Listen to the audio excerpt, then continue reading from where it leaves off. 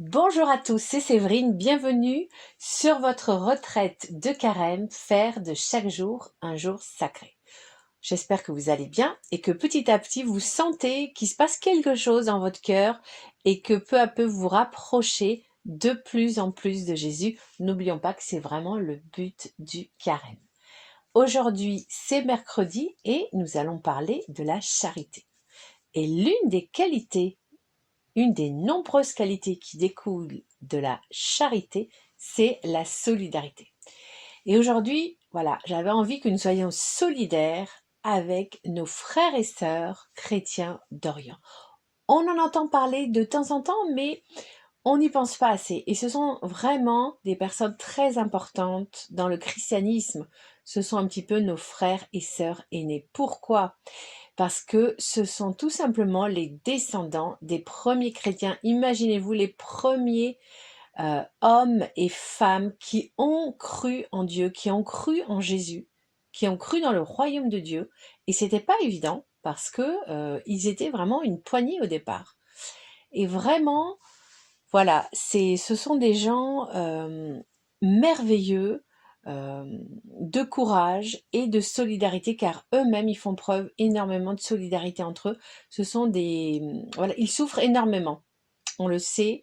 Et d'ailleurs, souvent, voilà, on veut pas trop y penser parce qu'on veut rester dans notre petit confort. Mais non, non, il faut se tourner vers nos frères et sœurs qui souffrent. Ça fait partie de nos efforts de carême. Ça fait partie du devoir de tout chrétien. Alors vraiment, pensons à eux chaleureusement, prions pour eux.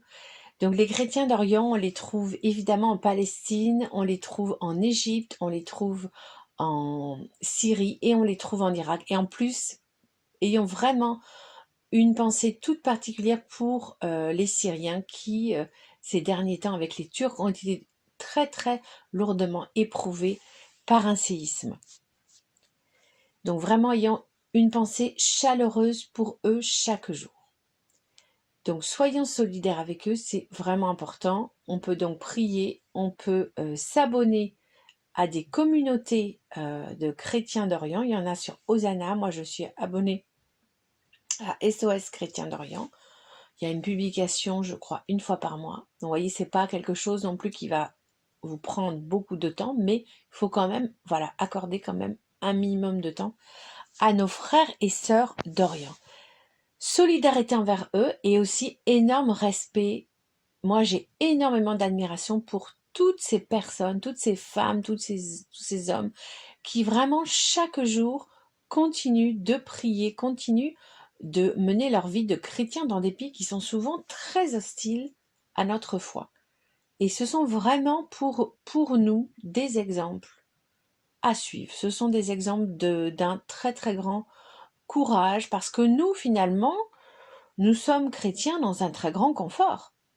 Personne ne va nous persécuter, personne ne va nous menacer, nous n'allons pas perdre notre emploi parce que nous sommes chrétiens. Donc vraiment, je pense que nous devons vraiment nous mettre à l'école de nos frères et sœurs d'Orient qui, voilà, chaque jour tiennent dans la foi malgré vraiment toutes les persécutions dont ils sont victimes. Certains vont en prison, certains sont menacés physiquement, certains sont même tués. Il se passe vraiment des choses terribles pour eux et malgré tout, ils restent dans la foi parce que justement ils ont une foi vivante. Ils savent que Dieu est à leur côté même si les situations peuvent laisser penser que tout est perdu, que tout est aux mains du mal. Eh bien eux, ils continuent à avoir cette foi, ils continuent à croire que Jésus sur la croix a vaincu définitivement le diable et que même si malheureusement le mal peut encore agir, eh bien nous saurons à la fin du monde, voilà, que vraiment c'est fini pour le diable, que son temps est compté. Donc vraiment, mettons-nous à leur école et ayons cette foi vivante. Si nous-mêmes, dans nos difficultés du quotidien, nous perdons la foi, nous demandons où est Dieu, bien Dieu, il est là. Il est tous les jours là avec nous. Il ne demande qu'une chose, qu'à nous soutenir. Alors, ouvrons-lui notre cœur. Et aussi, autre chose que nous pouvons vraiment admirer et dont nous pouvons nous inspirer chez nos frères et sœurs chrétiens d'Orient, c'est aussi très important, le courage d'affirmer sa foi. Eux, ils sont bien souvent dans des pays qui sont majoritairement d'une autre religion, l'islam, et un islam plutôt, on va dire, hostile à eux, avec des groupes fondamentalistes musulmans qui les menacent, et eux, ils n'ont pas peur, voilà, de se définir comme chrétiens. Alors que nous, voilà, nous sommes en France, nous sommes dans un pays où toutes les religions sont autorisées, donc nous n'avons aucun risque à affirmer notre foi. En tout cas, nous ne risquons pas de perdre notre travail ou nous ne risquons pas d'être menacés de mort ou d'être persécutés. Et est-ce que nous osons, voilà, affirmer notre foi chrétienne? Est-ce que nous nous positionnons dans la société en tant que chrétiens? Vraiment, c'est une question qu'il faut qu'on se pose.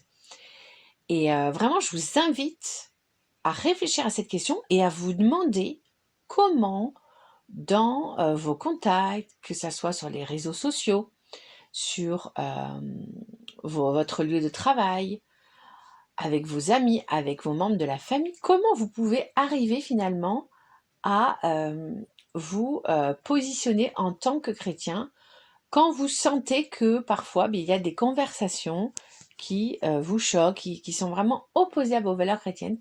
Comment, voilà, par petites touches, vous pouvez montrer que être chrétien, ce n'est pas cette culture de la mort que l'on voit autour de nous, cette culture de la violence, que être chrétien, finalement, c'est la culture de l'amour, de la solidarité et de l'entraide.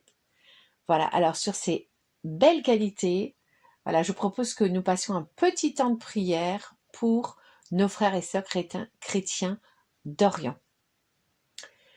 Père éternel, toi qui nous as tous créés égaux, nous te remercions de nous avoir donné nos frères et sœurs chrétiens d'Orient qui nous ont inspirés dans notre foi et qui sont nos modèles de courage, de foi et de persévérance. Nous te demandons, Seigneur, de les protéger, de les soutenir, de les guérir dans leurs blessures physiques et morales.